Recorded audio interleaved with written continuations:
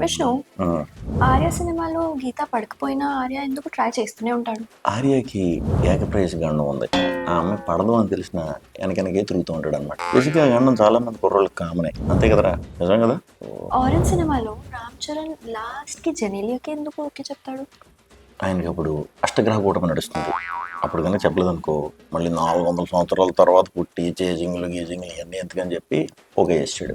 Next single సినిమాలో శ్రీ విష్ణు పాపం ఎంత లవ్ చేసినా కూడా లాస్ట్ కి ఇద్దరు హీరోయిన్ వదిలేశారు ఎందుకు? సినిమా చూడలేదా? చూశాను కానీ చెప్పు.